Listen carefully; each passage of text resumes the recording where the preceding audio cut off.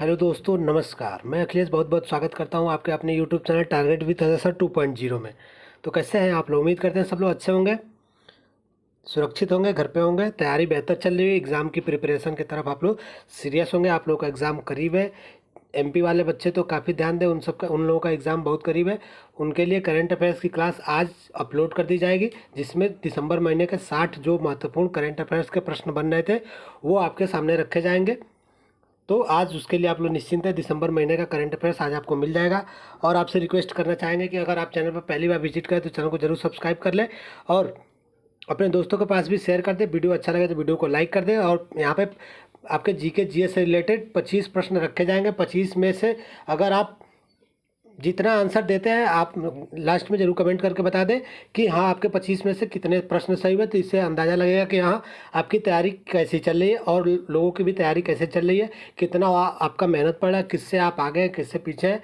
थोड़ा सा आपको आकलन होगा। तो आप लोग सब लोग कमेंट करके आंसर ज़रूर बता दिया करिए कि 25 में से या फिर 30 में से कितने आपका प्रश्न सही हो रहा था। चलिए शुरू करते हैं। आज का पहला प्रश्न, सिंधु घाटी सभ्यता का पतन नगर या फिर बंदरगाह कौन सा है? सिंधु घाटी सभ्यता का पतन मतलब जहाँ पे बंदरगाह होता था वो कौन सा नगर है? तो इसका सही आंसर है option number B, Lothal. Sindhu घाटी सभ्यता का बंदरगाह कौन सा था? तो लोथल था। ऑप्शन नंबर बी से हो जाएगा। चलिए अगला प्रश्न देखते हैं। आप भी अपना आंसर जरूर कमेंट कर दिया करिए कि आपका आंसर कौन सा है और लास्ट में जरूर टोटल बता दिया करिए कि 25 प्रश्न या फिर जितने भी प्रश्न आते हैं उतने में उसमें से आपका कितना प्रश्न सही हुआ है। चलिए प्रश्न नंबर 2 देखते हैं। प्रश्न नंबर 2 है, वैदिक आर्यों का प्रमुख भोजन क्या था? वैदिक आर्यों का प्रमुख भोजन क्या था? तो इसका सही आंसर है ऑप्शन नंबर बी, दूध और इसके उत्पाद। चलिए अगला प्रश्न देखते हैं। अगला प्रश्न है प्रश्न नंबर 3, भारतीय प्रतीक का उत्कीर्ण उत्कीर्ण सत्यमेव जयते लिया गया है। कहाँ से लिया गया सत्यमेव जयते? सबको पता होगा कि भारतीय प्रतीक पे जो सत्यमेव जयते वो कहाँ से लिया गया है। तो ऑप्शन नंबर प्रश्न नंबर 3 का सही आंसर होगा option number D, Mundakopanishad. Option number D से हो जाएगा। चलिए अगला प्रश्न देखते हैं। अगला प्रश्न है प्रश्न नंबर 4, गौतम बुद्ध का जन्म स्थान किसके द्वारा अंकित किया जाता है? इसका सही आंसर क्या होगा 4 नंबर का? तो सही आंसर है option number A, Ashok Maurya का रुम्मीदेई स्तंभ से।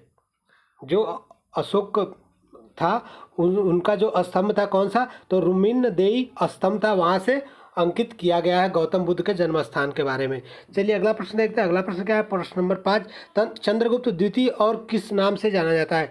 चंद्रगुप्त द्वितीय को और किस नाम से जाना जाता है? तो इसका सही आंसर है option number C, Vikramaditya.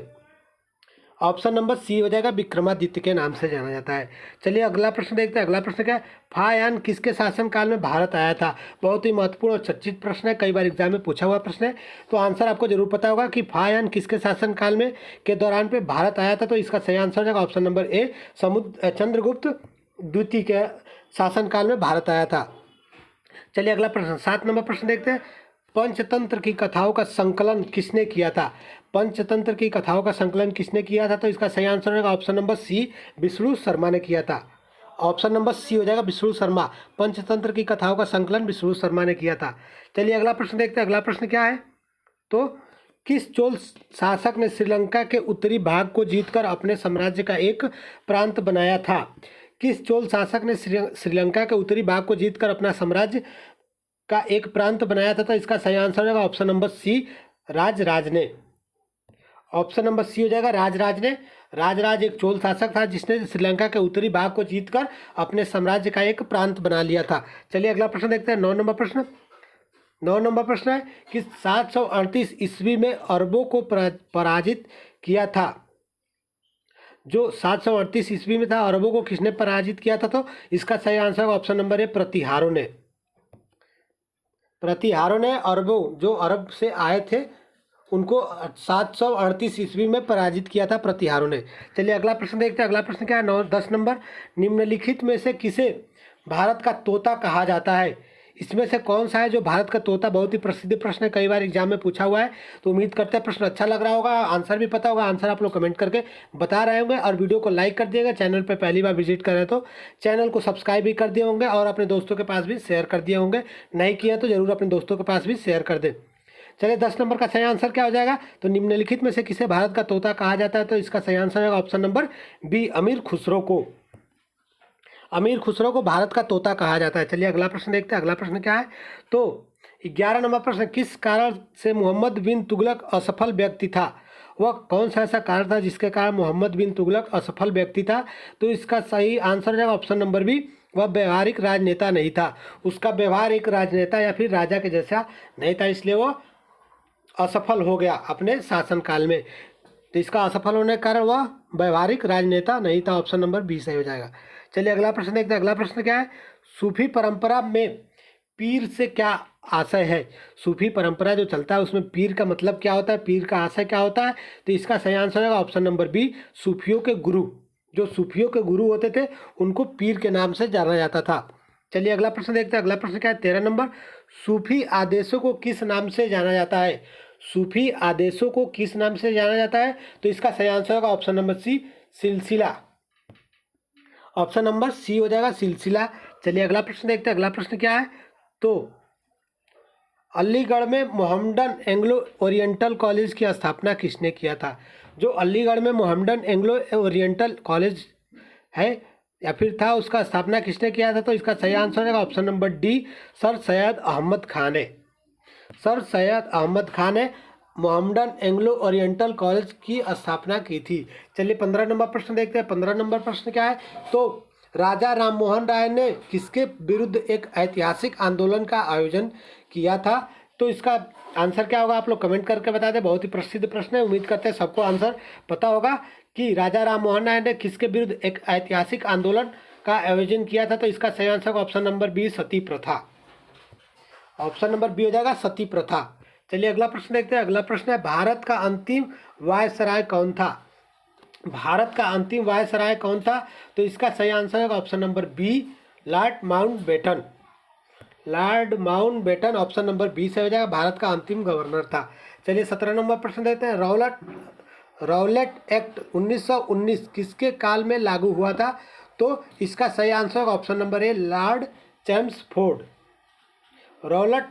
Rowlatt act 1919 Lord Chelmsford के शासन का कार्यकाल में लागू हुआ था। 1919 वाला जो राउलेट एक्ट था वो लॉर्ड चैम्सफोर्ड के शासन काल में या फिर उसके काल में लागू हुआ था। चलिए अगला प्रश्न देखते हैं। 18 नंबर प्रश्न है कि भारतीय राष्ट्रीय कांग्रेस के प्रथम मुसलमान अध्यक्ष कौन थे? भारतीय राष्ट्रीय कांग्रेस के प्रथम मुसलमान अध्यक्ष कौन थे? तो इसका सही आंसर है option number B, Badruddin Tyabji. Option number B सही हो जाएगा। चलिए अगला प्रश्न देखते हैं। अगला प्रश्न क्या है? भारत सेवक समाज की स्थापना किसने की थी? बहुत ही प्रसिद्ध और महत्वपूर्ण प्रश्न है, कई बार एग्जाम में पूछा हुआ प्रश्न है। जैसा कि आपको पता होगा सभी प्रश्न सेलेक्टिव और जो इम्पोर्टेंट प्रश्न बनते हैं या फिर होते हैं वो आपके लिए रखे जाते हैं। तो उम्मीद करते हैं प्रश्न अच्छा लगता होगा। तो आप जरूर वीडियो को लाइक कर दिए होंगे, नहीं लाइक किया हो तो आप जरूर वीडियो को लाइक कर दें, अपने दोस्तों के पास शेयर कर दें और चैनल पर पहली बार विजिट करें तो चैनल को जरूर सब्सक्राइब कर दें। चलिए 19 नंबर प्रश्न देखते हैं। 19 नंबर प्रश्न है, भारत सेवक समाज की स्थापना किसने की थी?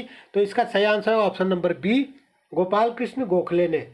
ऑप्शन नंबर बी से हो जाएगा। चलिए अगला प्रश्न देखते हैं। अगला प्रश्न है, महात्मा गांधी के अनुसार संसार में सबसे शक्तिशाली बल निम्नलिखित में से कौन सा है? महात्मा गांधी के अनुसार संसार में सबसे शक्तिशाली बल निम्नलिखित में से कौन सा है? तो सही आंसर है ऑप्शन नंबर ए, वीर की अहिंसा। अगर आप वीर पुरुष है, अहिंसावादी है तो ये सबसे बड़ी शक्ति होगी आपकी। आपकी वीरता और अहिंसा ही आपकी सबसे बड़ी शक्ति है, ना कि दुर्बलता आपके नहीं होगा, डरपोक होगा, पद दलित ये भी नहीं हो सकता। अहिंसा तो है लेकिन उसके साथ वीरता होना चाहिए। आप वीर भी हैं और अहिंसक भी हैं तो आप शक्तिशाली हैं। चलिए 21 नंबर, मार्को पोलो किस लिए विख्यात था? बहुत ही प्रसिद्ध प्रश्न है। मार्को पोलो किस लिए विख्यात था? तो इसका सही आंसर है ऑप्शन नंबर बी, चीन, भारत और एशिया की यात्रा करने के लिए। मार्को पोलो चीन, भारत और एशिया की यात्रा किया था, इसलिए वह प्रसिद्ध हो गया कि इन देशों के बारे में महत्वपूर्ण जानकारियाँ उठाई, महत्वपूर्ण जानकारियाँ इकट्ठी की और बताया। चलिए अगला प्रश्न देखते हैं। 22 नंबर, कार्ल मार्क्स की पुस्तक दास कैपिटल प्रकाशित हुई थी, कब प्रकाशित हुई थी? तो 22 नंबर का सही आंसर ऑप्शन नंबर सी, 1867 ईस्वी में कार्ल मार्क्स की जो पुस्तक थी दास कैपिटल, उसका प्रकाशन 1867 में हुआ था। चलिए 23 नंबर प्रश्न देखते हैं। 23 नंबर प्रश्न क्या है? भारतीय संविधान अपनाया गया था, कब अपनाया गया था? तो इसका आंसर हमें बताने की जरूरत नहीं, जरूर आपको आंसर पता होगा कि 23 नंबर का क्या आंसर हो जाएगा। तो सही आंसर होगा ऑप्शन नंबर सी, 26 नवंबर 1949 को अपनाया गया था। और लागू कब हुआ था ये आप लोग जरूर कमेंट करके बताएंगे कि लागू कब हुआ था। चलिए अगला प्रश्न देखते हैं। अगला प्रश्न क्या है? 24 नंबर कि केरल के तट को क्या कहते हैं? केरल के तट को क्या कहते हैं? जो समुद्री तट है केरल राज्य का, उसको क्या कहते हैं? तो मालाबार तट कहते हैं। ऑप्शन नंबर 20 है मालाबार तट। चलिए अगला प्रश्न देखते हैं। 25 नंबर प्रश्न और अंतिम प्रश्न होगा, झीलों के अध्ययन को क्या कहते हैं? झीलों का अध्ययन जिसके अंतर्गत किया जाता है उसको क्या कहते हैं? तो ऑप्शन नंबर ए, लिम्नोलॉजी कहते हैं। ऑप्शन नंबर ए सही है, लिम्नोलॉजी। झीलों का अध्ययन को लिम्नोलॉजी कहते हैं। ऑप्शन नंबर ए सही हो जाएगा। ये है कुछ जीके जीएस से रिलेटेड महत्वपूर्ण 25 प्रश्न। उम्मीद करते हैं प्रश्न अच्छा लगा होगा। प्रश्न अच्छा लगा तो जरूर वीडियो को लाइक कर दें, अपने दोस्तों के पास भी शेयर कर दें, और चैनल पर पहली बार विजिट करें तो चैनल को जरूर सब्सक्राइब कर दें। और पीडीएफ पाने के लिए तथा किसी भी लिंक या महत्वपूर्ण जानकारी पाने के लिए हमारा टेलीग्राम चैनल जरूर ज्वाइन करें। डिस्क्रिप्शन में लिंक दिया होगा, और डिस्क्रिप्शन से नहीं जा रहे हैं तो आप टेलीग्राम में जाइए, सर्च करें target with Ajay sir. 2 group मिलेगा, दोनों ग्रुप ज्वाइन कर लिए। एक ग्रुप डिस्कस करने के लिए कुछ प्रश्न आपको पूछना है, और दूसरा ग्रुप जिसमें महत्वपूर्ण जानकारियाँ हम लोगों के द्वारा शेयर किया जाता है, लिंक शेयर किया जाता है, पीडीएफ शेयर किया जाता है। तो उम्मीद करते हैं दोनों ग्रुप आप लोग जरूर ज्वाइन कर लेंगे। टेलीग्राम चैनल आप लोग सर्च करिए टारगेट विथ अजय सर, वहाँ से ग्रुप मिलेगा, आप लोग ज्वाइन कर सकते हैं। Thank you for watching, thank you so much, have a good day, all the best.